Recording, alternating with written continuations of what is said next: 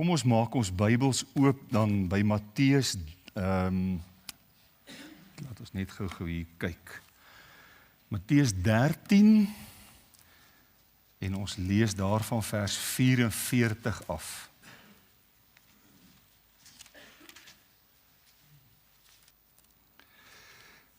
Matteus 13 staan bekend as die koninkryksgelykenisse. Dis 'n hele aantal gelykenisse wat die Here Jesus vertel het aangaande die koninkryk, om die koninkryk 'n bietjie duideliker te maak en te verduidelik. En daar in vers 44 lees ons: verder is die koninkryk van die hemele soos 'n skat wat verborge is in die saailand, wat 'n man kry en wegsteek, en uit blydskap daaroor gaan hy en verkoop alles wat hy het en koop daar die saailand. Verder is die koninkryk van die hemele soos 'n koopman wat mooi parels soek, en toe hy een baie kosbare parel kry, gaan hy weg en verkoop alles wat hy het en koop dit, daai een parel. Verder is die koninkryk van die hemele net soos 'n net wat in die see gegooi word en van elke soort bymekaar bring, en as dit vol geword het, trek hulle dit op die strand uit en gaan sit en maak die goeies in bakke bymekaar, maar gooi die slegtes weg. So sal dit wees in die volëinding van die wêreld. Die engele sal uitgaan en die slegte mense onder die regverdiges uit afskei en hulle in die vuuroond gooi. Daar sal geween wees en geknars van die tande. Jesus sê vir hulle: het julle al hierdie dinge verstaan? En hulle antwoord hom: ja, Here. Toe sê hy vir hulle: daarom is elke skrifgeleerde wat 'n leerling geword het in die koninkryk van die hemele soos 'n huisheer wat uit sy skat nuwe en ou dinge tevoorskyn bring. Ons lees tot daar saam uit die wonderlike woord. Kom ons bly net so sit en dan bid ons net 'n woordjie saam asseblief. Here, ons is vanaand hier by mekaar om weer uit u woord onderrig te word. Ons dankie vir hierdie geleentheid. Dankie in besonder vir elke persoon wat vanaand die tyd uitgekoop het, in die motor hierheen gery het, en vir die wonderlike voorreg wat ons het om hier by mekaar te kan wees. Dankie vir die getuienis wat Rosy nou met ons gedeel het oor haar ouers daar in Henties Baai.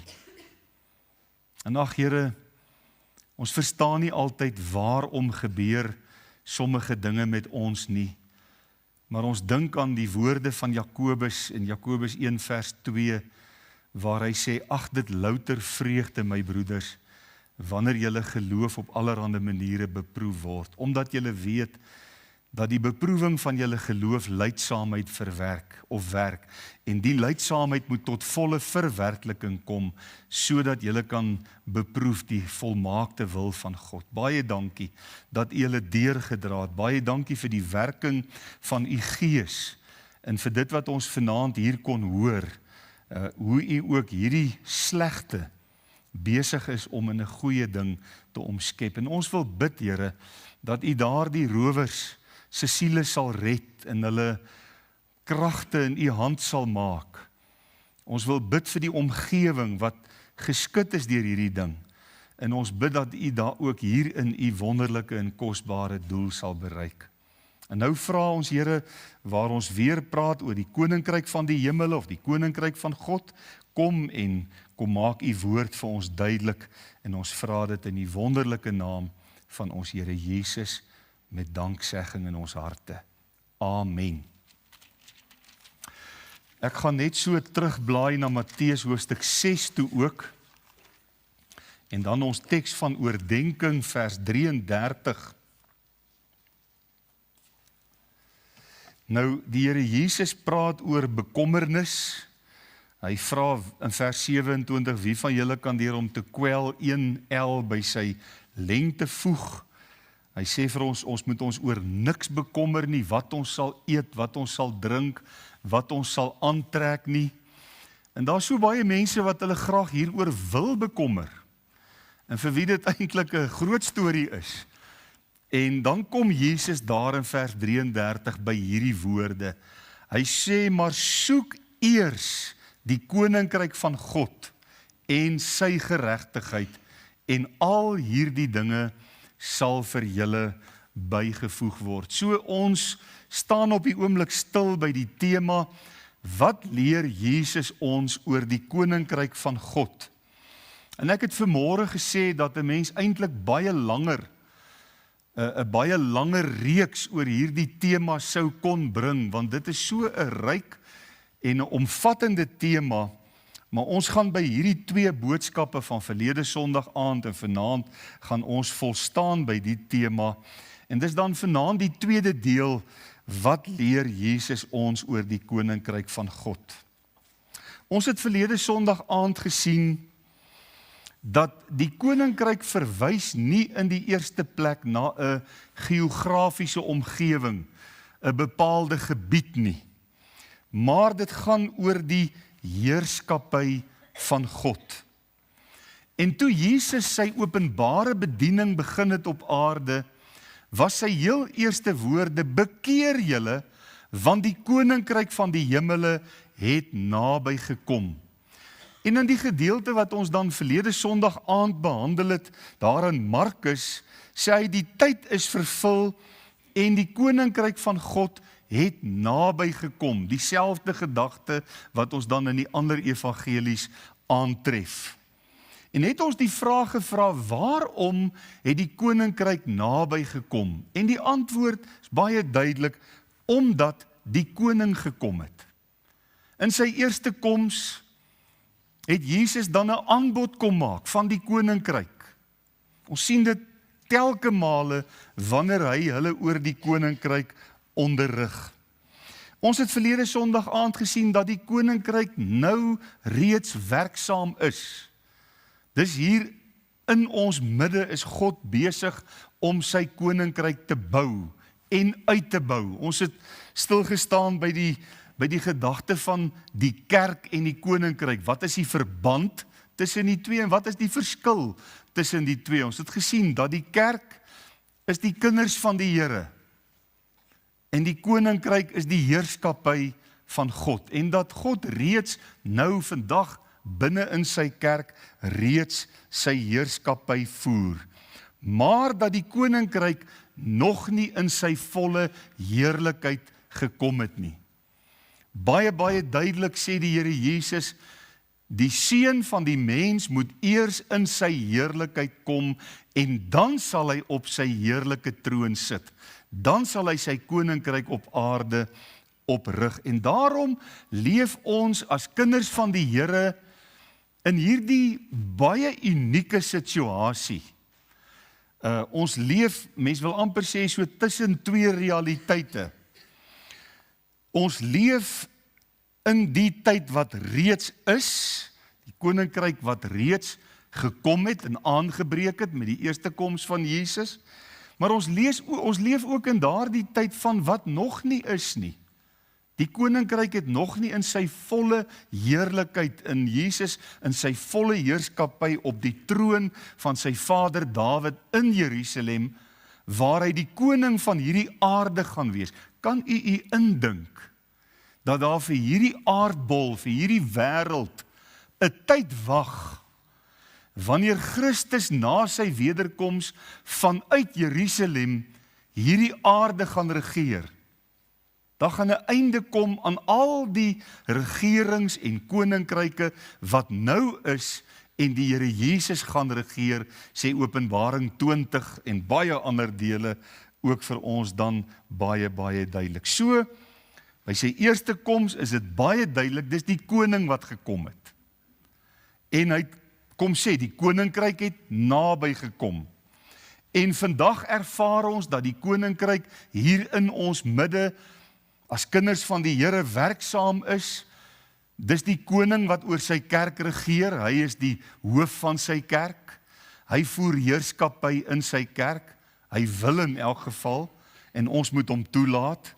Hy voer ook heerskappy in kinders van God se lewens reeds vandag, en ook daar moet ons hom toelaat. Ek dink ons het dit die afgelope paar weke in verskillende boodskappe op verskillende maniere gehoor, dat Jesus wil heerskappy oor ons harte en lewens voer. Maar ons wag met reikhalsende verlange, sê Romeine 8, saam met die skepping, vir daardie dag as die kinders van die Here openbaar gemaak gaan word en die koning in heerlikheid gaan kom om sy koninkryk op aarde te kom vestig. Toe het ons verlede week gesien dat die koninkryk is soos saad wat gesaai word.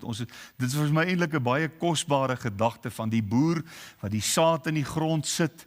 Hy weet nie wat gebeur presies daaronder nie, maar hy het 'n verwagting, daar moet iets gebeur. Die saad is geplant, hy maak dit nat, hy doen die bemesting wat nodig is, en so is ons dan ook besig om die woord van God te saai. Die woord gaan uit, ons getuig, ons bid, ons leer, ons verkondig die evangelie, maar die Here is in die verborgene besig om wonderwerke in mense se lewens te doen. Die Here is besig om mense se lewens te verander. Die Here is besig om daardie saad te laat ontkiem, en hy alleen kan dit doen. Dis nie ons werk nie. Ons het ons taak, ons is die boer wat plant en wat nat maak, maar dis uiteindelik God wat laat groei en wat die saad laat groot word en uiteindelik dat dit dan vrug dra. En selfs wanneer ons die groei nie kan sien nie, het ons dan verlede week geleer, is God besig met sy kosbare werk. Ons hoef nooit daaroor te twyfel nie, ons hoef nooit bang te wees dat die Here nie sy deel sal doen nie. Hy is besig om sy kosbare werk te doen, die werk van groei. Nou vanaand gaan ons dan by nog 3 gedagtes aangaande die koninkryk, dit wat Jesus ons leer oor die koninkryk stil staan. En ek dink ons kom by 'n belangrike vraag as ons vanaand vir mekaar die vraag vra: wat verwag die koning van ons? En ons het nou vanmôre by gehoorsaamheid stil gestaan en vanaand is dit in 'n sin weer gehoorsaamheid en oorgawe. Maar as ons dink aan 'n koning, en nou praat ons nie van hedendaagse konings wat eintlik maar net seremonieel konings is nie. Kom ons dink nou bietjie terug aan daardie tyd toe konings nog konings was en hulle 'n koninkryksgebied gehad het waar hulle heerskappy gevoer het, en daar was 'n troon en daar was 'n scepter. En wat noem 'n mens die mense in die koninkryk? Wat is hulle van die koning? Onderdane. En ek is daarvan oortuig dat ons koning, die koning van die konings en die Here van die Here verwag ook van ons onderdanigheid. Hy is die koning. Hy voer heerskappy. Hy gee die rigting aan. Hy is op die troon met die scepter in sy hand. Ons is werklik ook sy onderdane. En weet u, ons kan nie vra vir 'n beter koning nie. Ons kan nie vra vir 'n meer regverdige koning as die Here Jesus Christus wat die koning is nie. En om aan hom onderdanig te wees, behoort glad nie vir ons moeite te wees, of 'n pyn te wees, of wat dit ook al mag wees nie. In Markus 1 vers 15, waar hy praat hier oor die koninkryk wat naby gekom het, sê hy, bekeer julle en glo die evangelie. En ek wil dit waag om te sê dat daardie woorde is eintlik die woorde wat Jesus gebruik om onderdanigheid van sy onderdane te vra. Wat beteken dit, bekeer julle en glo die evangelie? Nou, bekering beteken om weg te draai van jou sonde. So, hy praat hier met sondaars wat nog nie deel van die koninkryk is nie, wat nog nie die evangelie glo nie. Hy sê vir hulle, bekeer julle en glo die evangelie. Met ander woorde, ek draai weg van my sonde, En om dan die evangelie te glo, om geloof in Christus te hê, beteken ek stel my algehele vertroue in Christus, dis die evangelie. Ek stel my volle vertroue, my algehele vertroue in Christus vir my volkome saligheid. Hy alleen kan my red. Hy alleen kan my die ewige lewe gee. En dan onderwerp ek my aan hom as die koning van my lewe, as die Here van my lewe. Met ander woorde, het ek geleer van jongs af, jy neem nie net Jesus aan as jou verlosser nie, jy aanvaar hom ook as die Here van jou lewe, as die koning van jou lewe. Ek plaas my lewe gewillig onder sy heerskappy. Ek sê gewilliglik vir hom, Here Jesus, U is die een met die kroon op die hoof, U is die een op die troon, U is die een met die scepter in die hand. Hier is my lewe, heers asseblief daaroor. Ook wat die kerk aanbetref. En ag, is dit nie hartseer as 'n mens vandag kyk na die algemene toestand van die kerk op aarde? Dis vir my amper asof die kerk op 'n plek gekom het waar ons slim geraak het, waar ons wetenskaplik geraak het, en waar die kerk selfs, en ek weet nie of dit regtig altyd die ware kerk is nie, maar soveel kerke ook Christus sy heerskappy ontneem het. En dis asof die teoloë vandag wil heers. Dis asof hulle vandag wil sê wat is waar en wat is nie waar, en nie meer die Bybel wil glo en die koning wil glo en ons onder sy heerskappy wil onderwerp nie. Nou as ons nou kyk na hierdie bekering, geloof en onderwerping, dan is dit nie 3 losstaande dinge nie. Jy kan nie net jou bekeer en vergeet van geloof en onderwerping nie. Hierdie 3 dinge hoort saam, dit gebeur saam, en dit is so belangrik dat dit alles saam moet gebeur, dat ja, selfs die kerk, die gemeente onderwerp ons aan die heerskappy van Christus. Ons is nie vol grille en giere en sê, nee, jy weet, ons is nou nie meer pre-moderne mense nie, ons glo nie meer die aarde is plat nie, en daarom verwerp ons die heerskappy van Jesus nie. Dis wat vandag gebeur. En dis bitter hartseer. Jy sien soveel dat mense sê, nee, wat jy weet, ons leef nou in 'n wetenskaplike era, ons glo nou die wetenskap, ons glo nie meer die aarde is plat nie. Ek dink ons glo dit lankal nie meer nie. Maar in elk geval, dan wil mense daardeur sê, ons kan ook nie meer glo aan 'n maagdelike geboorte nie. En ons kan daarom ook nie meer glo aan 'n liggaamlike opstanding uit die dood nie.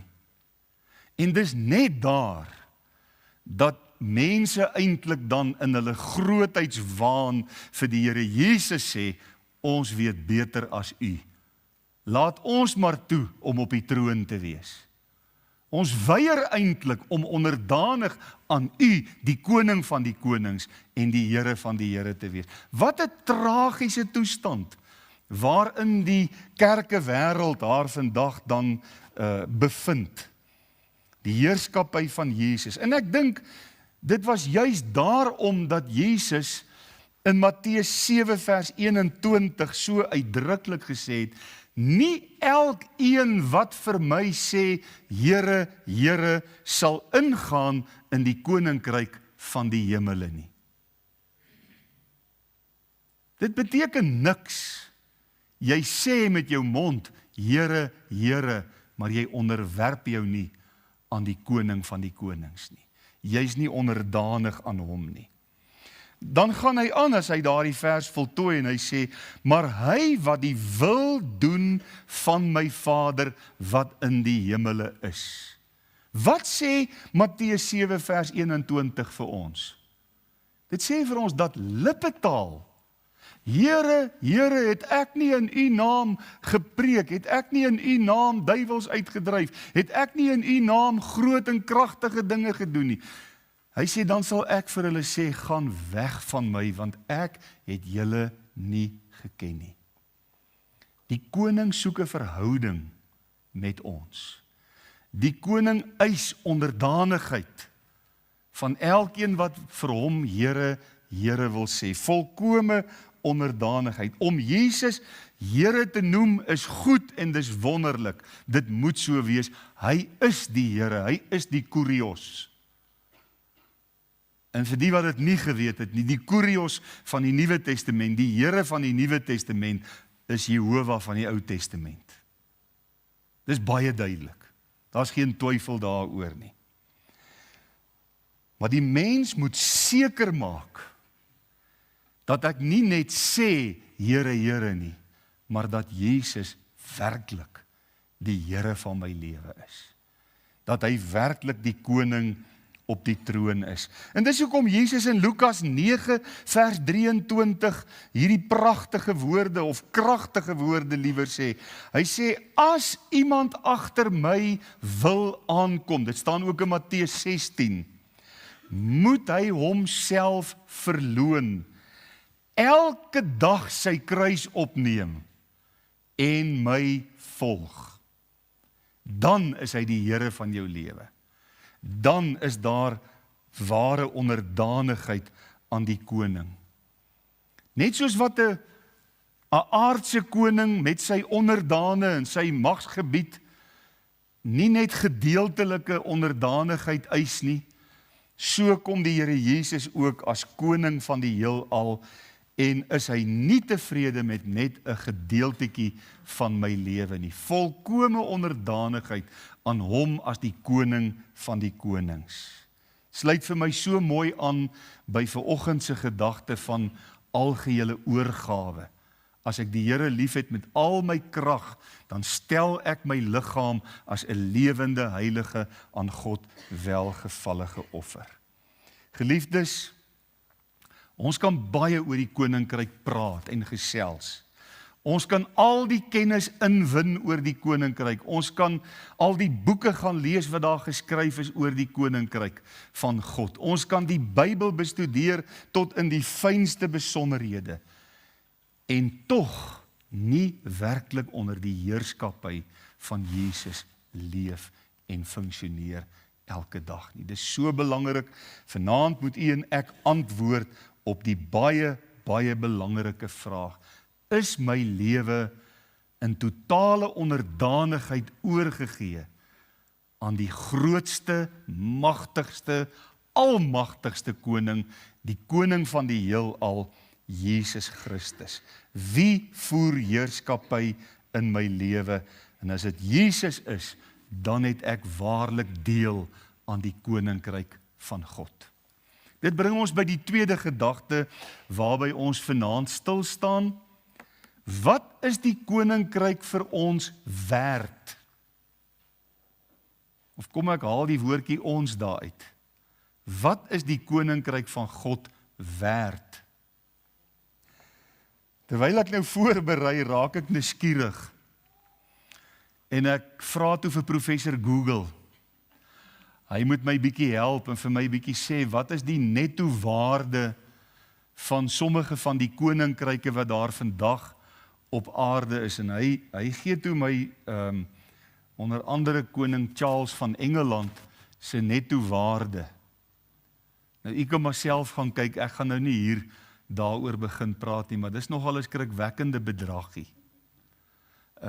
Dit wat sy netto waarde is, en so ook al die ander koninkryke. Dis ongelooflik wat koninkryke op hierdie aarde vandag in terme van eiendom en geld en besittings en kroonjuwele en al hierdie dinge wat die waarde daarvan is. Maar mag ek maar vanaand sê, as jy al die koninkryke van die aarde se aardse skatte bymekaar sou bring, en dan sit jy maar sommer nog 'n Elon Musk se triljoen ook daarby, dan kom dit nie naby die waarde van God se koninkryk. En God se koninkryk word nie in rand en sent gemeet nie. Dit kan ook, want al die silwer en al die goud behoort aan hom. Nee, dit so eintlik leen hy ook maar net vir die konings van die aarde en vir Elon dit wat hulle het, want dit behoort eintlik alles aan hom. Hy's die eienaar van alles. Elke dingetjie wat op hierdie aarde is, het hy gemaak en dit behoort aan hom en hy maak ons rentmeesters daarvan. En ek dink hier kom ons by een van die mooiste dinge wat Jesus ooit oor die koninkryk van God geleer het. En dis wat ons dan nou vanaand in Matteus 13 gelees het. Ons het na die twee gelykenisse gekyk, die een van die verborge skat en die kosbare parel. Kom ons blaai net gou weer na Matteus 13 toe, ek wil dit tog so graag weer lees. Vers 44. Verder is die koninkryk van die hemele soos 'n skat wat verborge is in 'n saailand. So iemand het 'n saailand gekoop en hy het nooit besef daar's 'n skat weggesteek binne in daai saailand. Dis 'n verborge skat wat 'n man kry en wegsteek. En hoor nou hierdie woorde. En uit blydskap daaroor gaan hy en verkoop alles wat hy het en koop daardie saailand. Daardie skat is vir hierdie man soveel werd, dat hy alles wat hy besit, gaan verkoop om daardie skat sy eiendom te maak. Ek wil net vra, is die koninkryk van God vanaand vir u en vir my soveel werd? Dat ons alles wat ons besit, alles wat ons het, ontslaaf van sal raak, sodat ons die koninkryk van God as wins kan verkry in ons harte. Dis die boodskap wat Jesus hier wil meedeel. Die volgende gelykenis sluit eintlik hierby aan. Hy sê verder is die koninkryk van die hemele soos 'n koopman wat mooi parels soek. Hy reis deur die wêreld en hy gaan van juwelier tot juwelier en hy soek mooi parels. Dis vir hom so pragtig, hierdie parels. En toe hy een baie kosbare parel kry, gaan hy weg en verkoop alles wat hy het en koop dit. Is dit wat ons vanaand jaag? Die koninkryk van God. Is die koninkryk van God vanaand vir ons meer waardevol en meer kosbaar as alles wat ons op hierdie aarde kan besit? Wanneer hierdie persone besef het wat hulle gevind het, gebeur dieselfde ding in beide die gelykenisse. Hulle is bereid om alles prys te gee om daardie kosbare skat te verkry. En so is die koninkryk van die hemele. Wat leer Jesus ons oor die koninkryk as ons na hierdie twee gelykenisse kyk? Wel, dat die koninkryk van God van onmeetbare waarde is. Is meer werd as alles op aarde. Is meer werd as alle besittings.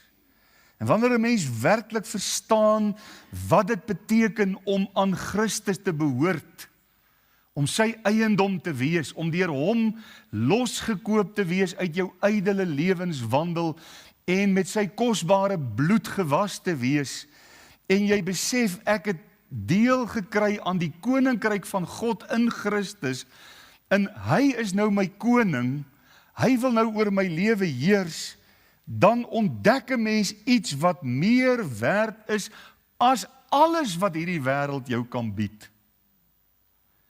En hoe hartseer is dit, dat dit juist dikwels aardse rykdom is, wat mense daarvan weerhou om by Jesus uit te kom, wat eintlik die meeste werd is. En dis 'n baie ou triek van die duiwel, om mense se oë te verblind met aardse dinge, en dan die koninkryk van God te mis. Jesus vra in Markus 8 vers 36, want wat sal dit 'n mens baat as hy die hele wêreld win, maar aan sy siel skade ly? Jaag die koninkryk na, dis die mees waardevolle iets wat jy in hierdie lewe kan ontdek en kan vind en deel aan kan kry. Let net baie mooi op. Wat is die betekenis van hierdie gelykenis van die skat en die kosbare parel? Wanneer jy die ware waarde van die koninkryk ontdek, verloor alles anders wat so waardevol is, die waarde en dit raak vir jou die belangrikste. Oorgawe is nie net, ek moet alles prys gee, dat ek die koninkryk kan verdien nie. Dis nie waaroor dit gaan nie. Dit gaan oor wat is die koninkryk vir my werd? Wat is die waarde daarvan? Hoe belangrik is dit vir my? In die derde plek, waarheen beweeg die koninkryk? Onthou nou, ons het verlede week vir mekaar gesê, die koninkryk is nou reeds werksaam, maar waarheen beweeg dit? Wat is die uiteinde? Wat gaan gebeur in die toekoms? Want die koninkryk van God het 'n bestemming. Daar gaan in die toekoms, en ek wil glo dis die nabye toekoms. Ek wil glo dit kan nie meer te ver wees nie. Sonder om datums te probeer voorspel, sonder om te sê, dit gaan hierdie jaar of volgende jaar, of hierdie week of volgende week, of wanneer ook al wees. Die koninkryk, het ons verlede week gesê, is besig om te groei. Elke mens wat tot bekering kom, word deel van hierdie groeiende koninkryk. En hulle wat ons reeds vooruit gegaan het, is eintlik saam met ons wagtend op die koninkryk, want die Bybel sê ons gaan saam met hom terugkom en ons gaan saam met hom as konings en priesters regeer die 1000 jaar lank. So ook hulle wat ons reeds vooruit is, kinders van die Here, gaan deel hê aan die koninkryk en ook hulle kan nie wag vir daardie aand. Ja, ons is doelgerig besig om te beweeg na daardie dag wanneer Jesus sy koninkryk op aarde gaan kom vestig. Dis nou as jy die Bybel letterlik glo, dit wat daar staan. Anders moet jy dit allegoriseer en sê, nee, die Here het nooit bedoel dat hy 'n koninkryk gaan kom oprig nie. Al staan dit baie duidelik op hoeveel plekke in die Bybel. Wanneer Christus openlik en volledig na hierdie aarde toe terugkeer in heerlikheid en die troon van sy vader Dawid bestyg en hy sy koninkryk op hierdie aarde oprig, en ons lees die wet van die hele wêreld sal uit Jerusalem uitgepasseer word. En die volkere sal jaarliks na Jerusalem gaan om die koning te gaan aanbid. En die koning gaan reën gee op die aarde. Dit gaan 'n ware vrederyk wees. Die woord sê mense gaan van hulle spiese en swaarde, gaan hulle snoeiskerre en grawe en pikke maak om mee te boer. Nou ja, ek weet ons is nou al in 'n moderne tyd. Maar dis toe die Bybel geskryf was dit die mees moderne implemente wat daar was. Kan jy dink dat daar 'n tyd vir hierdie aarde wag, waar al die missiellanseerders en al die atoombomme en al die goed wat daar vandag op hierdie aarde is, wat eintlik net vernietiging spel, deur die koning van die konings omgeswaai gaan word, in 'n ware vrederyk. En die aarde sal sy reën gee. En die diereryk gaan weer harmonieus wees. En ons gaan oes te sien soos ons nog nooit gesien het nie. Mens kan nie wag nie. Matteus 25 vers 32 sê die Here Jesus uitdruklik, en wanneer die Seun van die mens in sy heerlikheid kom en al die heilige engele saam met hom, gaan lees ook vanaand Sagaria 14 en kyk hierna, dan sal hy op sy heerlike troon sit. Hy gaan kom as koning, hy gaan sy koninkryk kom oprig. En dit is die dag waarna ons so uitsien, wanneer ons geloof sal oorgaan in aanskoue. En ons die Here Jesus hier gaan ontmoet. En alles wat ons vandag glo, vir ons sigbaar gaan word. Vandag vra die wêreld, spottend, waar is julle koning waarvan julle so praat? Hoekom kom hy nie? Hoekom preek julle predikante so oor die koninkryk wat gaan kom? Hoekom gebeur dit nie? Onthou jy nog 2 Petrus 3 vers 9? Want hy's lankmoedig en wil nie hê dat sommige verlore moet gaan nie, maar dat almal tot bekering moet kom en gered moet word. Dis die rede hoekom hy talm. Maar weet vanaand, die Bybel sê so, God se woord sê so, daar kom 'n dag, en daar's geen twyfel oor nie, wanneer Jesus sy regering op hierdie aarde gaan kom vestig, en hy as die koning van die volkere oor die hele wêreld gaan regeer. Dis vir my so kosbaar, net om te wys hoe naby is dit. 6 dae het God die hemel en die aarde geskape, 7de dag het hy gerus. 6 jaar moes hulle landerye bewerk, 7de jaar moes die landerye rus. Hierdie skepping wat onder die vloek van die sondeval is nou omtrent al 6000 jaar oud. Die 7000ste jaar is 1000 jaar van vrede. Gaan kyk in Openbaring 20 en 21, hoeveel keer praat hy van die 1000-jarige vrederyk van Christus op hierdie aarde. Hy sê Jesus gaan terugkom, die wederkoms gaan plaasvind. Sagaria 14 sê die Olyfberg gaan middeldeurspleit.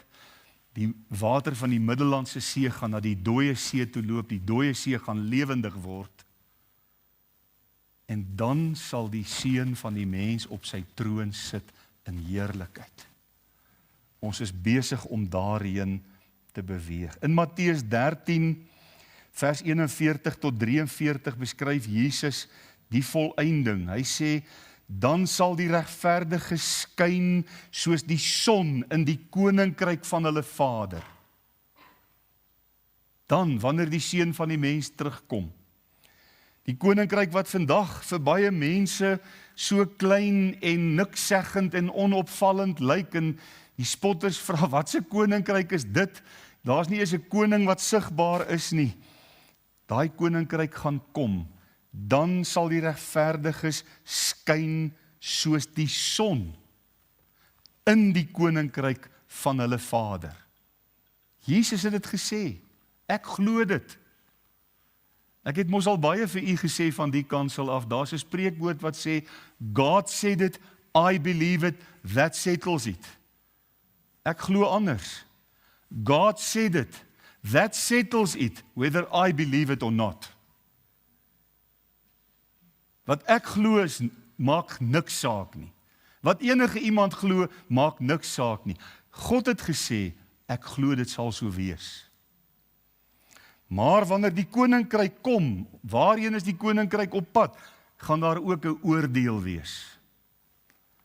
Ons kan nie die toekomstige koninkryk tegemoet gaan sonder om ook Jesus se ernstige waarskuwing oor die oordeel te hoor wat in daardie tyd sal plaasvind in Matteus 25 vers 31 en 32, nadat hy gesê het, en die Seun van die mens sal in sy heerlikheid verskyn, en dan sal hy op sy troon sit, en dan sê die volgende, en dan sal die koning vir die wat aan sy regterhand is sê, kom julle geseëndes van my Vader, beerf die koninkryk. Dis die positiewe deel. Vers 34. Maar vir die ander sal hy sê, gaan weg. En daar sal 'n geween en 'n geknars van die tande wees. En hier pas Openbaring 19 en 20 so ongelooflik wonderlik in. Hulle het geleef en as konings saam met Christus geregeer die 1000 jaar lank. Liewe gemeente, as ons vanaand stil staan by die koninkryk en ons sê vir mekaar die koning kom, daar's 'n oomblik bepaal deur God die Vader dat sy seun in heerlikheid gaan terugkom en sy koninkryk kom oprig. En ons het gedink in hierdie paar 2 aande dat die koninkryk het naby gekom omdat die koning gekom het, die eerste keer. En ons sien dat die koninkryk is werksaam, al is dit op hierdie stadium baie keer onsigbaar. Maar God is besig om sy koninkryk te bou. Die koninkryk is besig om uit te brei, en al is dit vanaand onsigbaar, kan iemand my die Bybelse woord vat, dis 'n magtige koninkryk, wat Christus reeds gevestig het. Hy's gereed om terug te kom. Hy's gereed om op die wolke in heerlikheid te kom, en daarom is die koninkryk van God vanaand nie bloot maar net iets waarvan u en ek moet kennis neem nie. Wat ons vanaand vir mekaar moet vra is, aanvaar jy vanaand die koning van die konings as die Here van jou lewe? Is hy op die troon van jou hart? Regeer hy? Het jy jou al bekeer tot hom? Het jy jou lewe al onder sy heerskappy geplaas? Want die koning gaan weer kom. En die wat gereed is om hom te ontvang, gaan hom ontvang en deel in sy koninkryk. Die wat nie gereed is nie, gaan weggestuur word. Die Bybel is daaroor baie duidelik. Antwoord net vanaand vir jouself die vraag: is Jesus die verlosser en die Here van jou lewe? As jy werklik ja kan sê, dan is jy op 'n veilige plek. As jy twyfel, maak seker. Bly agter as dit moet. Daar's baie mense wat saam met jou wil bid en kan bid en wat jou kan help en wat jou kan wys. Bly 'n oomblik hier agter, maak seker, die koning kom weer. Amen. Here Jesus, ons loof u vanaand dat u die koning van die heelal is. Ja, en die wêreld wil spot, omdat u by u eerste koms die koninkryk aangekondig het. U het gesê die koninkryk het naby gekom. U het by meer as een geleentheid oor die koninkryk onderrig gegee. En uiteindelik het u aan 'n kruis gesterf. En vir baie mense stop dit daar. Want hulle wil nie in die opstanding glo nie. Maar Here Jesus, u het die dood oorwin, u het opgestaan uit die dood, en u het beloof, ek kom weer op die wolke, en dan sal ek my koninkryk op hierdie aarde kom oprig. En is eers na die 1000-jarige koninkryk van Jesus, dat die hiernamaals, die ewigheid, die nuwe Jerusalem, en die nuwe hemel en die nuwe aarde sal aanbreek. Ag Here, wil u vanaand werk in harte, dat ons waarlik ons sal voorberei vir die komende koning. Wil u gee dat terwyl kinders van die Here vandag ook die bruid van Jesus is, dat ons bruilofskleed skitterwit sal wees, daardie dag as die basuin blaas en u kom op die wolke. Baie dankie vir u kosbare woord. Dankie dat die woord lewend en kragtig en skerper as 'n tweesnydende swaard is, en dat dit deurdring en skeiding maak tussen gewrig en murg en gees en siel, en dat dit 'n beoordelaar is van die oorlegginge van ons gedagtes.